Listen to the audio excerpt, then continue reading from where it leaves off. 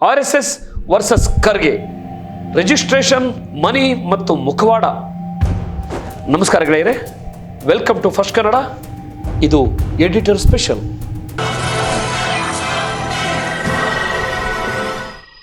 Friends, ಭಾರತದ ರಾಜಕೀಯ ಅಂದರೆ ಸುಮ್ಮನೆ ಅಲ್ಲ, ಅದೊಂದು ಬಿಡಿಸಲಾಗದ ಚಕ್ರವ್ಯೂಹ.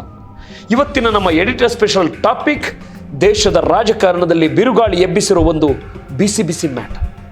ಒಂದೆಡೆ 100 ವರ್ಷಗಳ ಇತಿಹಾಸ ಇರೋ ಬಿಜೆಪಿಯ ಮಾತೃ ಸಂಸ್ಥೆ RSS, ಇನ್ನೊಂದೆಡೆ RSS ಅನ್ನ ಅದರ ಹುಟ್ಟಿನಿಂದಲೇ ಪ್ರಶ್ನೆ ಮಾಡಿ ಕೆಣಕ್ತಿರೋ AICC ಅಧ್ಯಕ್ಷ ಮಲ್ಲಿಕಾರ್ಜುನ ಖರ್ಗೆ ಪುತ್ರ, ಕರ್ನಾಟಕದ ಸಚಿವ ಪ್ರಿಯಾಂಕ್ ಖರ್ಗೆ. ಫೆಬ್ರವರಿ 15, 2026ರಂದು ಬೆಂಗಳೂರಿನಲ್ಲಿ ನಡೆದ ಪತ್ರಕರ್ತ ಇರ್ಷಾದ್ ಉಪ್ಪಿನಂಗಡಿ ಅವರ ಕರಾವಳಿಯ ರಕ್ತ ಕಣ್ಣೀರು ಪುಸ್ತಕ ಬಿಡುಗಡೆ ಕಾರ್ಯಕ್ರಮದಲ್ಲಿ ಪ್ರಿಯಾಂಕ್ ಖರ್ಗೆ RSS ಮೇಲೆ ಅಕ್ರಮ ಹಣ ವರ್ಗಾವಣೆ ಅಥವಾ ಮನಿ ಲ್ಯಾಂಡ್ರಿಂಗ್ ಆರೋಪ ಮಾಡಿದರು. RSS ಒಂದು ನೋಂದಾಯಿತ ಸಂಸ್ಥೆನೇ ಅಲ್ಲ, ಅವರ ಫಂಡಿಂಗ್ ಬಗ್ಗೆ ಯಾರಿಗೂ ಗೊತ್ತಿಲ್ಲ ಅಂತ ನೇರವಾಗಿ ಅಟ್ಯಾಕ್ ಮಾಡಿದ್ರು. ಅಷ್ಟೇ ಅಲ್ಲ, ಪ್ರಿಯಾಂಕ್ ಖರ್ಗೆ ಅವರು RSS ಸಂವಿಧಾನವನ್ನು ಪ್ರೀತಿಸುವ ನಾಟಕ ಮಾಡೋದು ಕೇವಲ ಪಾಷಂಡಿತನ ಅಂದರು. ಪಾಷಂಡಿತನ ಅಂತ ಅಂದರೆ ಅದೇ ಅನ್ಕಾನ್ಸ್ಟಿಟ್ಯೂಷನಲ್ ಪದವಲ್ಲ, ಮುಖವಾಡ ಅಂತ ಕರೀತಾರೆ. ಇದೇ ಪದ ಇಟ್ಕೊಂಡು ಖರ್ಗೆ ಅವರು ಗುಡುಗಿದ್ರು ಅಷ್ಟೇ. ಸೊ ಇವತ್ತಿನ ನಮ್ಮ ಈ ಎಡಿಟರ್ ಸ್ಪೆಷಲ್ ವಿಡಿಯೋದಲ್ಲಿ ನಾವು RSS ಯಾಕೆ ರಿಜಿಸ್ಟರ್ ಆಗಿಲ್ಲ, ಸಾವಿರಾರು ಕೋಟಿ ಫಂಡ್ ಎಲ್ಲಿಂದ ಬರುತ್ತೆ, 2002ರಲ್ಲಿ ಖರ್ಗೆ ಅವರು RSS ಕ್ಯಾಂಪಿಗೆ ಹೋಗಿದ್ದೇಕೆ, ಖರ್ಗೆ ಅವರ ಲಾಜಿಕ್ ಮತ್ತು ಫ್ಯಾಕ್ಟ್ಸ್ ಇಟ್ಕೊಂಡು ಈ ಇಡೀ ವಿವಾದವನ್ನ ಎಳೆ ಎಳೆಯಾಗಿ ಬಿಡಿಸೋಣ. ಬನ್ನಿ ಶುರು ಮಾಡೋಣ. ಮೊದಲನೇ ದೊಡ್ಡ ಪ್ರಶ್ನೆ, ದುಡ್ಡು. ಜಗತ್ತಿನಲ್ಲಿ ಯಾವುದೇ NGO ಇರಲಿ, ಅದಕ್ಕೊಂದು ರಿಜಿಸ್ಟ್ರೇಷನ್ ಇರಬೇಕು, ಬ್ಯಾಂಕ್ ಅಕೌಂಟ್ ಇರಬೇಕು, ಆದಾಯ ತೆರಿಗೆ ಕಟ್ಟಬೇಕು. ಆದರೆ RSS ನೇರವಾಗಿ ಪಬ್ಲಿಕ್ ಡೊನೇಷನ್ ತಗೊಳ್ಳಲ್ಲ, ಬದಲಾಗಿ ಗುರುದಕ್ಷಿಣೆ ಅನ್ನೋ ಸಿಸ್ಟಮ್ ಮೂಲಕ ಫಂಡ್ ಕಲೆಕ್ಟ್ ಮಾಡುತ್ತೆ. RSS ನಲ್ಲಿ ಯಾವುದೇ ವ್ಯಕ್ತಿ ಗುರು ಅಲ್ಲ, ಅದರ ಭಗವಧ್ವಜವೇ ಅಂದರೆ ಕೇಸರಿ ಧ್ವಜ ಅವರಿಗೆ ಗುರು. ಈ ಧ್ವಜದ ಮುಂದೆ ಕಾರ್ಯಕರ್ತರು ಕಾಣಿಕೆ ಹಾಕ್ತಾರೆ. ಇದನ್ನೇ ಇಟ್ಕೊಂಡು ಸಚಿವ ಪ್ರಿಯಾಂಕ್ ಖರ್ಗೆ ಅವರು ಅಮೆರಿಕ, ಇಂಗ್ಲೆಂಡ್ ಸೇರಿದಂತೆ 2500ಕ್ಕೂ ಹೆಚ್ಚು ಘಟಕಗಳಿಂದ ದುಡ್ಡು ಬರ್ತಿದೆ, ಇದರ ಹಿಂದೆ ಬೃಹತ್ ಮನಿ ಲ್ಯಾಂಡ್ರಿಂಗ್ ಇದೆ ಅಂತ ನೇರ ಆರೋಪ ಮಾಡಿದ್ದಾರೆ. ಅವರು ಅವತ್ತು ಬಂದು ಹೇಳಿದ್ರು, ನಮಗೆ ನಾವು ಯಾರ ಹತ್ರನೂ ಡೊನೇಷನ್ ತಗೊಳಲ್ಲ, ಬರೀ ಗುರುದಕ್ಷಿಣೆ ತಗೋತೀವಿ. ನನಗೆ ಆಶ್ಚರ್ಯ ಆಯ್ತು. ಆಯ್ತಪ್ಪ, ಗುರುದಕ್ಷಿಣೆ ಅಂದರೆ ಏನು ಅಂತ ನಾನು ಸ್ವಲ್ಪ ನೋಡಿದೆ. ಅವರೆಲ್ಲ ಹಿಂದೆ ಗೋವಾಲ್ಕರ್ ಅವ್ರದ್ದು, ನಿಮ್ಮ ವೀರ್ ಸಾವರ್ಕರು, ಇವ್ರದ್ದೆಲ್ಲ ಪುಸ್ತಕಗಳನ್ನು ಓದ್ತಾ ಇದ್ದೀವಿ. ಅವಾಗ ಗುರು ಅಂದರೆ ಯಾರು ಅಂದರೆ ಅವರ ಧ್ವಜದ ಹೆಸರು ಮೇಲೆ ಇವ್ರು ದುಡ್ಡು ತಗೋತಾ ಇದ್ದಾರೆ. ಅಂದರೆ ನಾಳೆ ನಾನು ನೀಲಿ ಧ್ವಜ ಹಾಕ್ಬಿಟ್ಟು ಅದು ನನ್ನ ಗುರು ಅಂದ್ಬಿಟ್ಟು ನಾನು ದುಡ್ಡು ತಗೊಳಕ್ ಬಿಡ್ತದೆ ಸರ್ಕಾರ? How is that possible? ಇವ್ರದ್ದು ಒಂದು ನೆಟ್ವರ್ಕ್ ಮಾಡಿಬಿಟ್ಟಿದ್ದಾರೆ.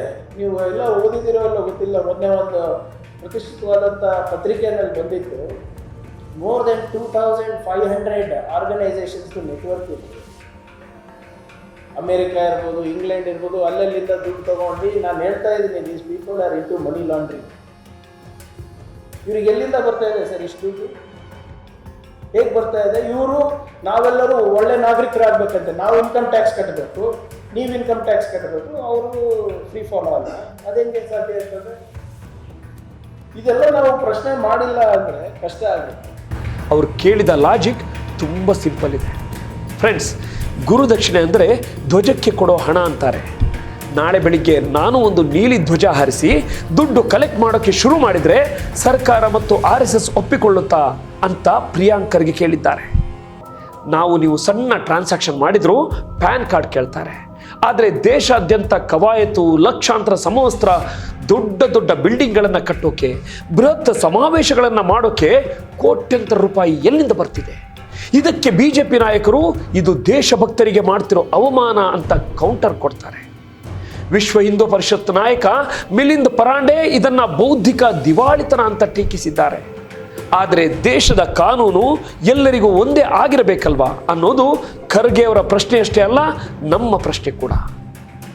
RSS ರಿಜಿಸ್ಟರ್ ಆಗಿಲ್ಲ ಅನ್ನೋದಕ್ಕೆ RSS ಸರಸಂಘ ಚಾಲಕ ಮೋಹನ್ ಭಾಗವತ್ ಅವರು ಕೊಟ್ಟಿರೋ ಉತ್ತರ ಏನು ಗೊತ್ತಾ? 1925ರಲ್ಲಿ ಬ್ರಿಟಿಷರ ವಿರುದ್ಧ ಹೋರಾಡ್ತಿದ್ದಾಗ ಸ್ಥಾಪನೆಯಾದ ಸಂಸ್ಥೆ ಇದು. ಆಗ ಬ್ರಿಟಿಷರ ಹತ್ತಿರ ರಿಜಿಸ್ಟರ್ ಮಾಡಿಸ್ಬೇಕಿತ್ತ ಅಂತ ಭಾಗವತ್ ಪ್ರಶ್ನೆ ಕೇಳ್ತಾರೆ. ಓಕೆ ಬಾಸ್, ನಿಮ್ಮ ಪ್ರಶ್ನೆ ಸರಿ ಇದೆ, ಆದರೆ ಸ್ವಾತಂತ್ರ್ಯದ ನಂತರವಾದರೂ ಕಾನೂನಿನ ಪ್ರಕಾರ ನೋಂದಣಿ ಕಡ್ಡಾಯ ಮಾಡಿಲ್ಲ. ಬದಲಾಗಿ ರಿಜಿಸ್ಟರ್ ಮಾಡಿಸೋದು ಕಡ್ಡಾಯವಲ್ಲ, ನಮ್ಮದು ಹಲವು ವ್ಯಕ್ತಿಗಳ ಸಂಘಟನೆ ಅಂತ ಹೇಳಿದ್ದಾರೆ. ಯಾಕೆ ಬಾಸ್ ಇಂಥ ಡಬಲ್ ಸ್ಟ್ಯಾಂಡರ್ಡ್ ನಿಮಗೆ? ಇದೇ ಪಾಯಿಂಟ್ ಮೇಲೆ ಪ್ರಿಯಾಂಕ್ ಖರ್ಗೆ ಬ್ರಹ್ಮಾಸ್ತ್ರ ಬಿಟ್ಟಿದ್ದು ಬೆಂಗಳೂರು ಕ್ಲಬ್ ಕೂಡ ವ್ಯಕ್ತಿಗಳ ಸಮೂಹನೇ. ಆದರೆ ಅವರು ಸೊಸೈಟೀಸ್ ಆಕ್ಟ್ ಅಡಿ ರಿಜಿಸ್ಟರ್ ಆಗಿಲ್ವಾ, ಟ್ಯಾಕ್ಸ್ ಕಟ್ತಿಲ್ವಾ ಅಂತ ಖರ್ಗೆ ಕೌಂಟರ್ ಕೊಟ್ಟಿದ್ದಾರೆ.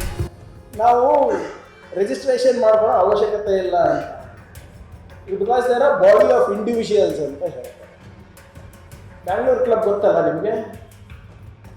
Bangalore club also is a body of individuals. Bangalore Club also is a body of individuals. They come under the tax regime. They come under the Constitution of India. ಇವರು ಇಲ್ಲ ನಾವು ಏನು ಕಟ್ಟೋದು ಬೇಡ ಅಂತ ನಾನು ತಿಳ್ಕೊ. ಅವರು ಮೋಹನ್ ಭಾಗವತ್ ಅವ್ರು ಹೇಳಿದ್ರು, ಪ್ರಿಯಾಂಕ್ ಅಂದರೆ ನನ್ನ ಹೆಸರು ಹೇಳಿಲ್ಲ, ಅವ್ರಿಗೆ ಗೊತ್ತಾಗಲ್ಲ, ಏನು ನಮಗೇನು ರಿಜಿಸ್ಟ್ರೇಷನ್ ಅವಕಾಶ ಇಲ್ಲ ಅಂತ ಹೇಳಿದ್ರು. ನಾನು ಮಾತು ಕೊಡ್ತಾ ಇದ್ದೀನಿ ನೋಡಿ, ಇವತ್ತಿಲ್ಲ ನಾಳೆ ರಿಜಿಸ್ಟರ್ ಆಗೇ ಬೇಕು, ಆಗ್ತಾರೆ, ನಾನು ಮಾಡಿಸ್ತೀನಿ. ಇಲ್ಲಿ ನೀವು ಲೀಗಲ್ ಮ್ಯಾಟರ್ ಅರ್ಥ ಮಾಡ್ಕೋಬೇಕು. ನೋಂದಾಯಿತ NGO ಅಂದರೆ ರಿಜಿಸ್ಟರ್ಡ್ NGO ಚಾರ್ಟರ್ಡ್ ಅಕೌಂಟೆಂಟ್ ಅಂದರೆ CA ಇಂದ ವಾರ್ಷಿಕ ಆಡಿಟ್ ಮಾಡಿಸಬೇಕು. FCRA ಅಡಿ ವಿದೇಶಿ ಫಂಡ್ಸ್ ಲೆಕ್ಕ ಕೊಡಬೇಕು. ಸೆಕ್ಷನ್ 12A ಅಡಿಯಲ್ಲಿ ಟ್ಯಾಕ್ಸ್ ವಿನಾಯಿತಿ ಪಡೆಯಬಹುದು. ನಂಬರ್ 2, ವ್ಯಕ್ತಿಗಳ ಸಮೂಹ ಅಂದರೆ BOI ಆದಾಯ ತೆರಿಗೆ ಕಾಯ್ದೆ ಸೆಕ್ಷನ್ 2/31 ಪ್ರಕಾರ ಇದೊಂದು ಪ್ರತ್ಯೇಕ ಅಸ್ತಿತ್ವ ಹೌದು. ಆದರೆ ರಿಜಿಸ್ಟ್ರೇಷನ್ ಇಲ್ಲದ ಕಾರಣ ವಿದೇಶಿ ದೇಣಿಗೆ ಅಂದರೆ FCRA ನಿಯಂತ್ರಣಕ್ಕೆ ಸಿಗೋದಿಲ್ಲ. RTI ಅಂದರೆ ಮಾಹಿತಿ ಹಕ್ಕು ಕಾಯ್ದೆ ಅಡಿಯಲ್ಲೂ ಮಾಹಿತಿ ಕೊಡೋಕೆ ಬರಲ್ಲ ಅಂತ ನೀತಿ ಆಯೋಗವೇ ಹೇಳಿದೆ. ಭಾಗವತ್ ಅವರು ನಮ್ಮನ್ನ 3 ಬಾರಿ ನಿಷೇಧಿಸಿದ್ದಾರೆ, ನಾವು ಅಸ್ತಿತ್ವದಲ್ಲೇ ಇಲ್ಲ ಅಂದರೆ ಬ್ಯಾನ್ ಹೇಗೆ ಮಾಡಿದ್ರು ಅಂತ ಲಾಜಿಕ್ ಕೊಡ್ತಾರೆ. ಆದರೆ ಬ್ಯಾನ್ ಮಾಡೋದು ಅಸ್ತಿತ್ವ ಇದೆ ಅಂತ ಒಪ್ಪಿಕೊಂಡ ಹಾಗೆ ಹೌದು, ಆದರೆ ಅದು ಅವರ ಲೆಕ್ಕಪತ್ರಗಳು ಲೀಗಲ್ ಆಗಿದೆ ಅಂತ ಪ್ರೂವ್ ಮಾಡಲ್ಲ ಅನ್ನೋದು ಹಲವಾರು ವಿಮರ್ಶಕರ ವಾದ ಕೂಡ. ಇಲ್ಲಿಯವರೆಗೆ ನಾವು ಫೈನಾನ್ಷಿಯಲ್ ಮ್ಯಾಟರ್ ನೋಡಿದ್ವಿ, ಈಗ ಐಡಿಯಾಲಜಿ ಬಗ್ಗೆ ಮಾತಾಡೋಣ. ಪ್ರಿಯಾಂಕ್ ಖರ್ಗೆ ಅವರ ಅಟ್ಯಾಕ್ ನೇರವಾಗಿ RSSನ ಸೈದ್ಧಾಂತಿಕ ಹುಟ್ಟಿನ ಮೇಲೆಯೇ ಇದೆ. ಇವತ್ತು BJP RSS ನಾಯಕರು ಅಂಬೇಡ್ಕರ್ ಮತ್ತು ಸಂವಿಧಾನದ ಬಗ್ಗೆ ಮಾತಾಡೋದು ಕೇವಲ ಅವರ ಪಾಷಂಡಿತನ, ಅವರಿಗೆ ಸಂವಿಧಾನದ ಬಗ್ಗೆ ರಿಯಲ್ ಲವ್ ಇಲ್ಲ ಅಂತ ಪ್ರಿಯಾಂಕ್ ಖರ್ಗೆ ಆರೋಪಿಸಿದ್ದಾರೆ. ಯಾಕೆ ಗೊತ್ತಾ? ಇತಿಹಾಸದ ಪುಟಗಳನ್ನು ತಿರುಗಿ ನೋಡಿದರೆ ಒಂದು ಶಾಕಿಂಗ್ ಡೀಟೇಲ್ ನಿಮ್ಗೆ ಸಿಗುತ್ತೆ. ಇನ್ನು ಪ್ರಿಯಾಂಕ್ ಖರ್ಗೆ ಅವರ ತಂದೆ ಮಲ್ಲಿಕಾರ್ಜುನ ಖರ್ಗೆ ಅವರು ಸಂಸತ್ತಿನಲ್ಲೇ ಭಾಷಣ ಮಾಡಿದರು. ನವೆಂಬರ್ 30, 1949ರಲ್ಲಿ RSSನ ಮುಖವಾಣಿ ಪತ್ರಿಕೆ ಆರ್ಗನೈಸರ್ನಲ್ಲಿ MS ಗೋಲ್ವಾಲ್ಕರ್ ಬರೆದಿದ್ದ ಲೇಖನ ಅದು.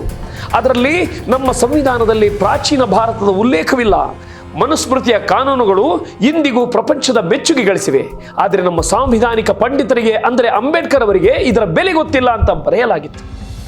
ಅಂದು ಸಂವಿಧಾನದ ಬದಲು ಮನುಸ್ಮೃತಿ ಬೇಕು ಅಂದವರು ಈಗ ಅಧಿಕಾರಕ್ಕಾಗಿ ಸಂವಿಧಾನದ ಪರ ಮಾತಾಡ್ತಿದ್ದಾರೆ. ಇದು ಅವರ ಮುಖವಾಡ ಅಂತ BJPಗೆ ನೇರವಾಗಿ ಬಾಣಯಿಸಿದ್ದರು. ಜೊತೆಗೆ NCRB ರಿಪೋರ್ಟ್ ಪ್ರಕಾರ ಕಳೆದ 10 ವರ್ಷಗಳಲ್ಲಿ ದಲಿತರ ಮೇಲಿನ ದೌರ್ಜನ್ಯ 46% ಹಾಗೂ ಆದಿವಾಸಿಗಳ ಮೇಲಿನ ದೌರ್ಜನ್ಯ 91% ಹೆಚ್ಚಾಗಿದೆ. ಈ ಸಾಮಂತಶಾಹಿ ಮನಸ್ಥಿತಿಯಿಂದಾಗಿ ಗಾಂಧೀಜಿ ಹತ್ಯೆಯ ನಂತರ ಸರ್ದಾರ್ ಪಟೇಲ್ RSS ಅನ್ನು ನಿಷೇಧಿಸಿದಂತೆ ಈಗಲೂ RSS ನಿಷೇಧವಾಗಬೇಕು ಅಂತ ಪ್ರಿಯಾಂಕ್ ಖರ್ಗೆ ಒತ್ತಡ ಹೇರ್ತಿದ್ದಾರೆ. ಈ ಫೈಟ್ಗಿಂತ ಮೊದಲೇ BJP ಒಂದು ಮಾಸ್ಟರ್ ಸ್ಟ್ರೋಕ್ ಕೊಡೋಕ್ಕೆ ಟ್ರೈ ಮಾಡಿತು. 2002ರಲ್ಲಿ ಬೆಂಗಳೂರಿನ ನಾಗವಾರದಲ್ಲಿ ನಡೆದ RSSನ ಸಮರಸತಾ ಸಂಗಮ ಶಿಬಿರಕ್ಕೆ ಸ್ವತಃ ಮಲ್ಲಿಕಾರ್ಜುನ ಖರ್ಗೆ ಅವರು ಭೇಟಿ ನೀಡಿದ್ದ ಫೋಟೋವನ್ನು ರಿಲೀಸ್ ಮಾಡಿದ್ರು. ನಿಮ್ಮ ತಂದೆ RSS ಕ್ಯಾಂಪ್ಗೆ ಹೋಗಿ ಹೊಗಳಿದ್ರು, ಈಗ ನೀವು ಬ್ಯಾನ್ ಮಾಡ್ತೀವಿ ಅಂತೀರಾ ಅಂತ ಪ್ರಿಯಾಂಕ್ ಖರ್ಗೆಗೆ ಟಾಂಗ್ ಕೊಟ್ಟರು. ಆದರೆ ಪ್ರಿಯಾಂಕ್ ಖರ್ಗೆ ಅವರು ಕೊಟ್ಟ ತಿರುಗೇಟ್ ಹೇಗಿತ್ತು ಅಂದರೆ ರಿಯಲ್ ಫ್ಯಾಕ್ಟ್ಸ್ ಹೊರಗೆ ಬಂತು. 2002ರಲ್ಲಿ ಖರ್ಗೆ ಅವರು ಕರ್ನಾಟಕದ ಗೃಹ ಸಚಿವರಾಗಿದ್ದರು. ಶಿವಾಜಿ ನಗರದಂತಹ ಸೂಕ್ಷ್ಮ ಪ್ರದೇಶದ ಬಳಿ RSS ಶಿಬಿರ ನಡೆಸ್ತಿತ್ತು. ಕೋಮುಗಲಭೆ ಆಗಬಾರ್ದು ಅಂತ ಸ್ವತಃ ಗೃಹ ಸಚಿವರಾಗಿ ಪೊಲೀಸ್ ಕಮಿಷನರ್ ಸಾಂಗ್ಲಿಯಾನ ಅವರ ಜೊತೆ ಹೋಗಿ ಏನಾದರೂ ಗಲಾಟೆ ಮಾಡಿದರೆ ಜೈಲಿಗೆ ಹಾಕ್ತೀನಿ ಅಂತ ಖಡಕ್ ವಾರ್ನಿಂಗ್ ಕೊಡೋಕೆ ಹೋಗಿದ್ರು ಅಂತ ಕ್ಲಾರಿಟಿ ಕೊಟ್ಟರು. ಆ ಕಾರ್ಯಕ್ರಮಕ್ಕೆ ಅವರು ಆಹ್ವಾನಿತರಾಗಿ ಹೋಗಿದ್ರು ಅಂತ ಒಂದೇ ಒಂದು ಪ್ರೂಫ್ ಕೊಡಿ ಅಂತ BJPಗೆ ಸವಾಲ್ ಕೂಡ ಹಾಕಿದ್ರು.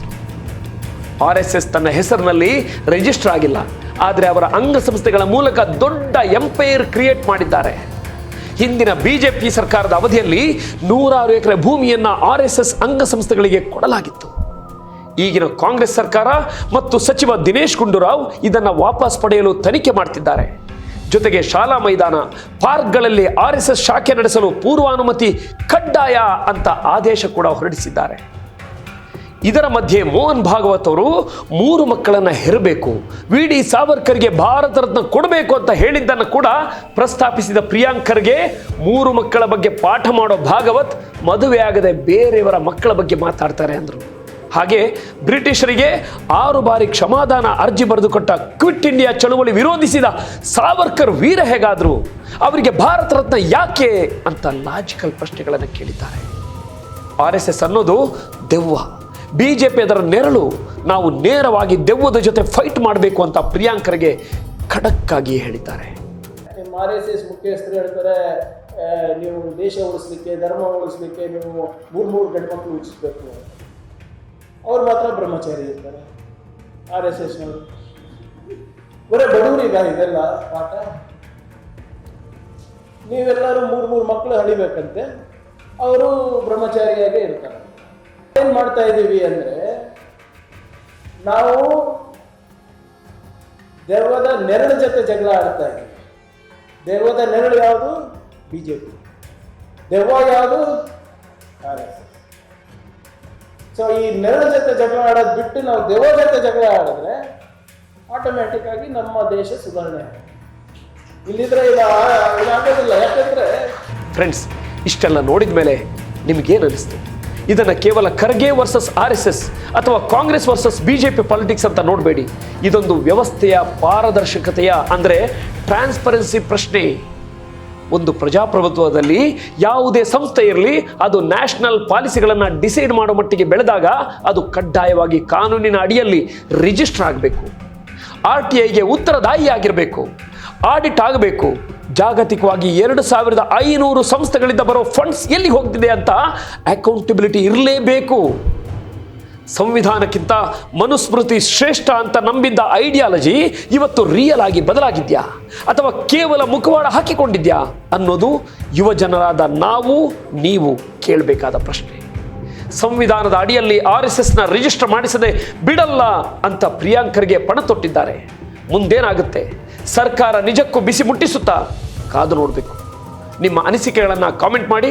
ವಿಡಿಯೋ ಇಷ್ಟ ಆದರೆ ಲೈಕ್ ಮಾಡಿ, ಶೇರ್ ಮಾಡಿ. ಮತ್ತೊಂದು ಇಂಟ್ರೆಸ್ಟಿಂಗ್ ಟಾಪಿಕ್ನೊಂದಿಗೆ ಸಿಗ್ತೀನಿ. ಜೈ ಹಿಂದ್, ಜೈ ಕರ್ನಾಟಕ. ಯಾಕಂದರೆ ಇದು ಕೇವಲ ಸುದ್ದಿ ಅಥವಾ ಸುದ್ದಿಯ ವಿಶ್ಲೇಷಣೆ ಅಲ್ಲ, ಇದೊಂದು ಚಳುವಳಿ. ನೋಡ್ತಾ ಇರಿ ಫಸ್ಟ್ ಕನ್ನಡ, ಆಗೋದಲ್ಲ ಒಳ್ಳೆಯದಕ್ಕೆ. ನಮಸ್ಕಾರ.